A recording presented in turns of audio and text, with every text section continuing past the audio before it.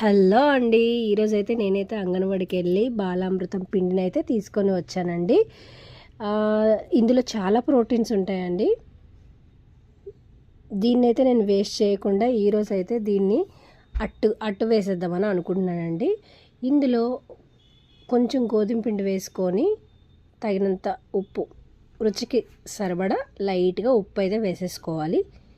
దీన్ని ఒక దోశ పెనం పెట్టుకొని దాని మీద అయితే మనం కలుపుకున్న ఈ పిండిని అయితే ఇలా దోశలాగా వేసుకోవాలి. దోశలాగా వేసుకొని ఒక స్పూన్ ఆయిల్ అయితే వేసుకోవాలండి. చాలామంది అయితే అంగన్వాడి చిన్నపిల్లలు ఉన్న వాళ్ళైతే అంగన్వాడి పిండి అయితే ఖచ్చితంగా ఇస్తారండి. వాళ్ళు దాన్ని ఏం చేయాలని ఆలోచిస్తారు. అలా ఆలోచించే వాళ్ళకి ఏం చేయాలో అనేదానికి ఈ చిన్న వీడియో అయితే మీకోసం అయితే చేసేస్తున్నాను. పిండిని అయితే వేస్ట్ చేయకండి, పడేయకండి, ఎవరికి ఇవ్వకండి. ఈ విధంగా అట్ట అయితే రెడీ అయ్యిందండి. దీన్ని తిప్పుకొని ఒక 2 మినిట్స్ ఉంచుకున్నామంటే మనకు అట్ట అయితే రెడీ అయిపోతుంది. చాలా టేస్ట్గా ఉంటుందండి. పిల్లలు కూడా చాలా ఇష్టంగా తింటారు.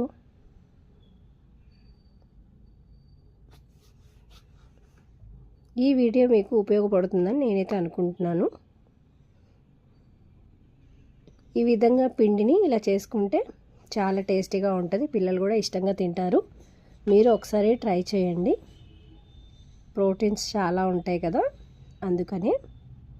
ఓకే, నచ్చితే లైక్ చేయండి, షేర్ చేయండి, సబ్స్క్రైబ్ చేయండి, కామెంట్ కూడా చేయండి. మీరు కూడా ఒకసారి ట్రై చేసి చూడండి.